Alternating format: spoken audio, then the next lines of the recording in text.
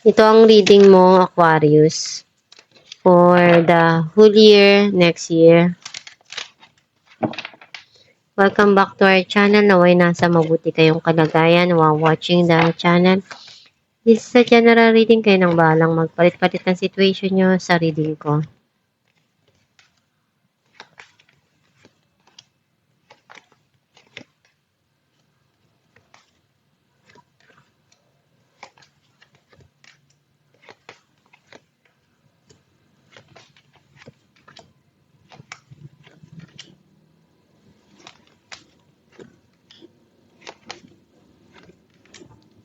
At the bottom of the deck, the Tower. This is January, February, March, April, May, June, July, August, September, October, November, December.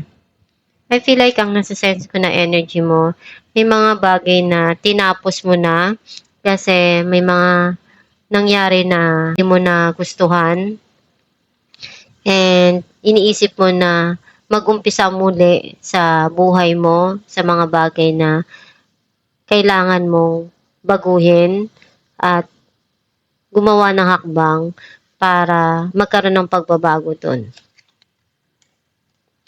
Ang mensahe ng card mo, nakikita ko dito na meron kang iniisip na simulan dun sa passion na yun.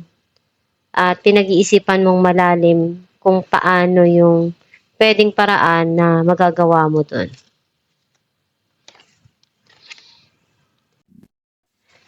May darating na bagong opportunity, career, trabaho, or creative arts na sisimulan mo.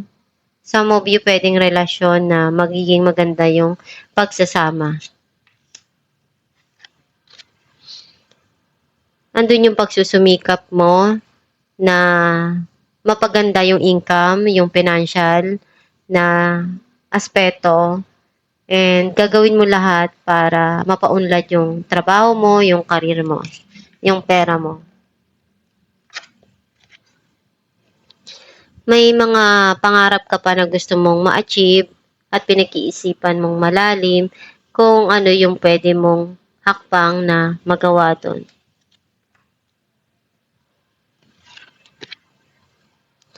Nakita ko yung pagkikita at pag-aayos, pwedeng celebration na darating. Nasaktan ka, nalungkot ka dun sa mga nangyari. You feel broken inside, andun yung pag-iyak mo, pagluha mo. Pagmamahal na binibigay mo or pagmamahal na gustong ipadama nitong tao na to towards you.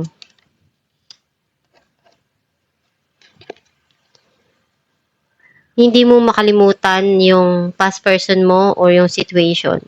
Some of you, you want to secure your future, your financial, na makapag-ipon. Nakikita ko yung nare-realize mo sa sarili mo yung pagmamahal sa sarili. Kung ano yung gusto mong maibigay. Either nagpapaganda ka, bumibili ka ng mga bagay na magpapasaya sa'yo, yung mga bagay na alam mong i-enjoy mo. Some of you, may fertility na involved or nagkakaroon ng rebirth, yung nare-realize mo kung ano yung mga bagay na mahalaga sa'yo sa ngayon.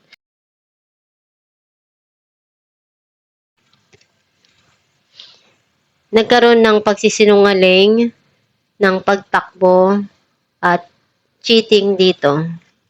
Some of you, meron ditong sinusubukan kang gawin. Nakikita ko na merong ibibigay sa'yo na gustong-gusto mo na matagal mo nang pinapangarap.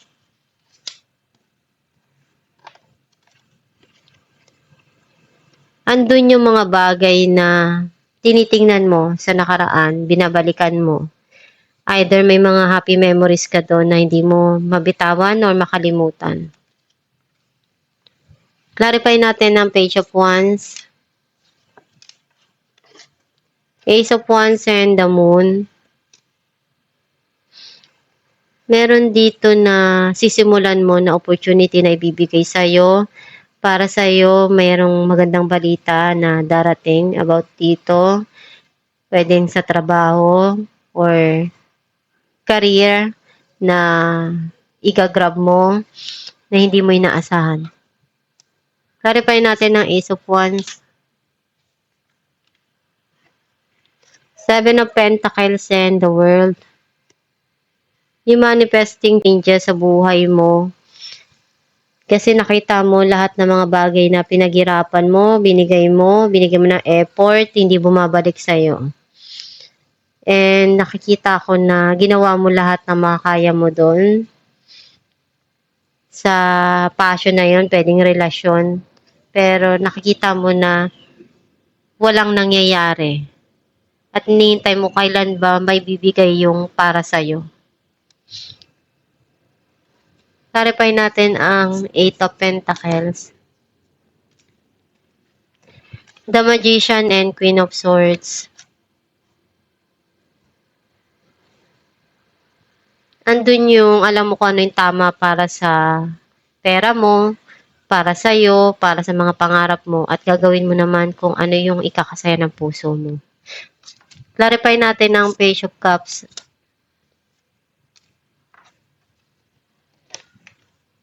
The Moon and Three of Cups.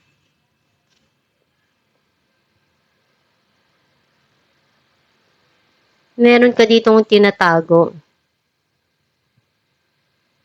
Pwedeng some of you, merong parating dito na hindi mo inaasahan na pagkikita or magkakaayos. Clarify natin ang Zero of Cups. Judgment and Ace of Swords. May bagong idea, clarity na ibibigay sa'yo na darating dun sa mga bagay na nangyari sa nakaraan. And pwedeng merong nangyari dito na cheating. Ngayon alam mo na kung ano yung dapat na gawin mo doon na desisyon. Clarify natin ang Three of Swords, King of Wands and Three of Swords. Sobra kang nasaktan. Ginawa mo lahat na makakaya mo, binigay mo lahat. At andun yung talagang iniiyak mo ng sobra-sobra. Clarify natin King of Cups, Ace of Cups and the Lovers. May darating na bagong pag-ibig o romance sa'yo. Andun yung pagmamahal na ibibigay nung dalawang tao. Or ngayon marirealize mo na kailangan mo na mahalin mo na yung sarili mo para maramdaman mo rin na ito yung deserve ko na pagmamahal at darating din yung taong magmamahal para sa'yo kapag handa ka na. Clarify natin ang Four of Pentacles. Temperance and Queen of Pentacles. Andun yung mga bagay na kailangan habaan mo yung pasensya mo. Once na nag-invest ka sa isang bagay, or sa financial mo, or sa isang situation, kasi hindi naman lahat ng ininvest natin parang magic lang na darating sa'yo. Basta gawin mo lang yung best mo doon at one day kung ano yung mga pinaghirapan mo, babalik at babalik din yan sa'yo. Kung ano yung nakalaan sa'yo na swerte, ibibigay din yun sa'yo. Clarify natin ang The Empress. Ten of Swords and Ace of Cups. Nagkaroon ng ending yung situation na yun kasi you feel betrayed, you feel backstabbed by someone, and nagkaroon ng ending doon. Ngayon, meron ng papasok na new beginning para sa'yo, which is andun yung pagmamahal sa sarili mo na alam mong iyon yung deserve mo na maibigay mo na sa sarili mo na maging masaya ka. Clarify natin ang Seven of Swords. Five of Wands and Ace of Pentacles. Nakikita ko na nandun yung you feel struggle dun sa iyong situation sa nakaraan. And nakikita ko dito na minamanifest mong dumating yung blessing para sa'yo. Basta gawin mo lang palagi yung makakaya mo sa bawat sitwasyon na dumarating sa'yo. At one day, kung ano yung para sa'yo ma-achieve at matatanggap mo rin. Clarify natin ang Nine of Cups. Four of Swords and Ten of Wands.